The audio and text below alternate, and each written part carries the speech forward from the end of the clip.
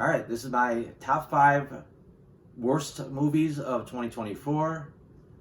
I I don't see a ton of movies. I'm not like a critic or anything. If something looks good, I see it. If it looks bad, I try to avoid it. Sometimes I take a chance on some films, but it's hard to make a worst of list when you don't see a lot of bad movies. So this is kind of more like my least favorite of what I saw. And there's some crappy ones on here, but there's some that actually they're not even that bad. It's just they're not good. Sometimes it's hard to tell which ones I think should be higher or lower on the list, and it comes down to, do I want to watch this movie again? Would I mind watching this movie again? And if the answer is no, it drops down a little bit farther towards the worst. There might be some spoilers in here because that's just the way this is.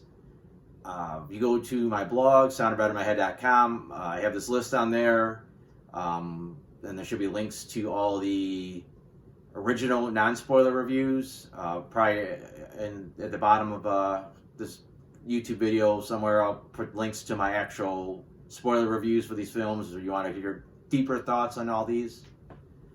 Other than that, I guess I'll get started. At number 5, I put Ghostbusters Frozen Empire. It was an okay movie, like pretty forgettable. I didn't think the humor really worked that well. You had the legacy characters back, but they just didn't add that much to the movie. You get kind of weird. You can almost get into like the afterlife, aspect of like the Ghostbusters universe, like what happens when you die. And I'm not sure this movie is really willing or able to answer that question. Like I said, again, I didn't think it was a bad movie. It was just forgettable. Like, I didn't really care for they had to give people random stuff to do, like, oh, you're gonna go try to catch Slimer in the attic. Like, it's not much of a storyline, and this, like I said, it's just kind of mediocre, and it's only on this list because I just didn't see a lot of bad movies. Number 4, also, I wouldn't say a bad movie, Godzilla X Kong, The New Empire. I thought it was a solid Godzilla movie. Like, the Godzilla stuff worked pretty cool. And I'm sorry, it was a solid King Kong movie. That stuff worked pretty good. But you got Godzilla's name at the start of the title, and it just felt like they really didn't know what to do with him most of the movie. Most of the time, he just fights like a monster or two. He's trying to charge up for something that's coming, and he joins into the fight at the end. And it just felt like tacked on. The human stuff, they're always going to add some human stuff to these movies, and I think most of that just wasn't that interesting, and you get this whole weird mysticism and prophecies, and it's like, okay, whatever. And I said, it was okay. Like I said, I was kind of getting into Kong. The movie had this weird, almost Planet of the Apes vibe to it, because we had so many other apes that we met that like part of same species as Kong or similar species. Just didn't add as much to the film as we could have. Number 3, now we're actually getting some movies that I think are actually not good, where the first 2 were just like, eh. Kraven the Hunter is at number 3. It was a boring movie. It should have never really been made. Kraven's a classic Spider-Man villain. He's not like a superhero. And they really didn't tweak his origin that much. It's like, I don't know. It's like he's hunting evil men instead of hunting just men. Like, in the books he'll fight men, chase down men, animals, Spider-Man, whoever he thinks is like worthy prey. And here it's bad people. But none of it really worked again. It's like he just wasn't that interesting of a character. The family dynamic just never quite hit. Once in a while it looked like it might like kind of click, and it just didn't really work. Just trying too hard to make the hint that the brother's going to end up being Chameleon. The stuff with the dad was okay, just very stereotypical. The Rhino just felt kind of tacked on, and he was just kind of silly. The Foreigner was even sillier. Like, I don't know why they felt the urge to throw him in the mix. Just felt like they were just kind of throwing stuff at the wall and see what worked. Calypso was weak. She's, like I said in my original review of this, she's supposed to be like this voodoo priestess. Like, she's basically like a witch, and here she's just like, she ends up being a lawyer. I mean, yeah, she does have some potion stuff in the background and maybe some other stuff, but she's just a lawyer that he really has no legitimate reason to connect with in this film. And even The action sequences weren't that great.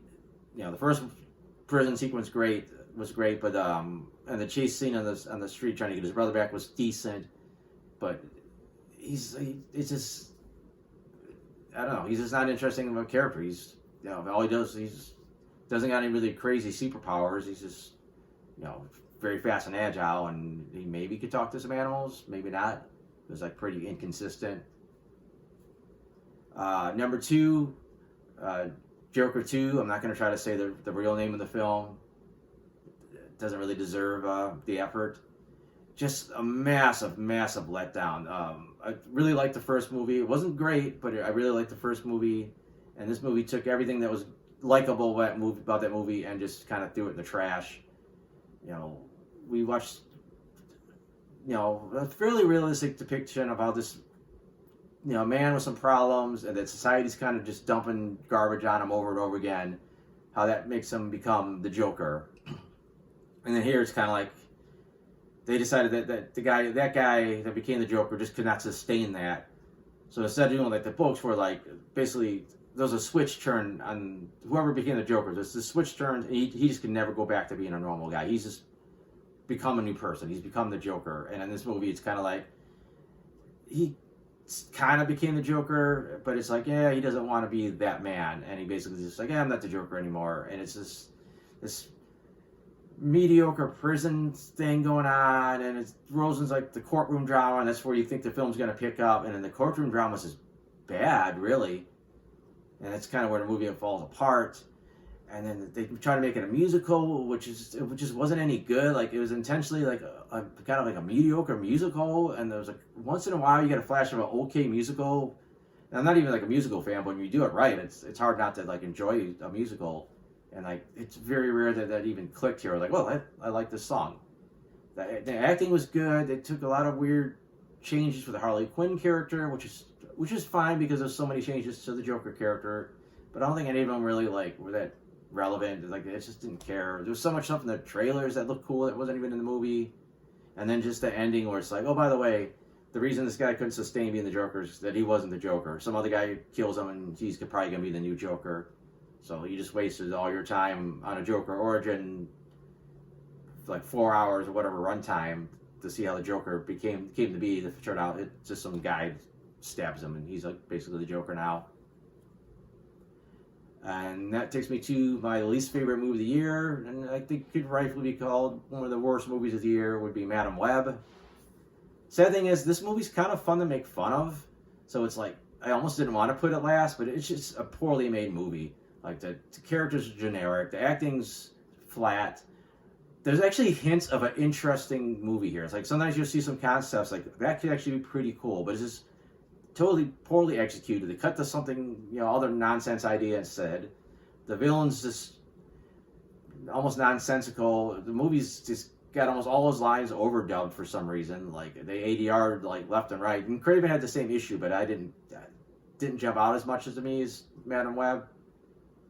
And it's just another character that should not have been made. It's like no one cares about Madam Web. She was never a superhero or a villain. She's like a supporting character. They're trying to give her this origin story and also tee up an origin for like 3 Spider-Women that never become Spider-Woman. It's yet another universe where Spider-Man should exist, and they drop a million hints that he's basically exists and he's born in this movie, but they trip over themselves not to say his name. Like, it's like just forbidden to acknowledge that he's, like, you know, Peter Parker, or he will be Spider-Man. And you just don't care. Like, I mean, if you at least hinted that maybe Spider-Man would be important and he'd, you know, come into her life, and that would be, you know, something going forward, you almost would care. Like, well, what happens with this character down the road? But you don't, because they don't do that. And then this clairvoyance stuff just was poorly defined. There was like kind of like a Final Destination thing. Like, she would see the future and she could stop it, but it was like how many times could she see the future before it was like set in stone? Because it just, I don't know, it was just a little confusing. And the way they changed her power at the end, where she could be in multiple places at once, was just corny, and it just did not work for like any version of the character from the books, and it almost kind of made her a little bit overpowered. But yeah, I think that's it. I've probably talked about all these movies more than I want to, because none of them are really that good. I mean, I'm struggling to remember why I didn't like some of these movies, like Ghostbusters. It's so forgettable. I'm like, I don't know. I just remember not caring for it, and I'm doing my best to like recall here without digging into my, too deep into my brain cells in this one. But other than that, like I said, I do have the list of these on my blog, and I got links on there to the original reviews, which are about a little longer, a little bit more detailed. I also got other movie reviews on there. I got TV show reviews. That's all soundedbettermyhead.com.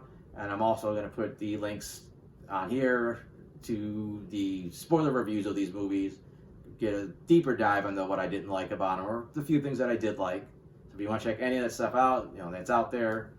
Other than that, thanks for watching.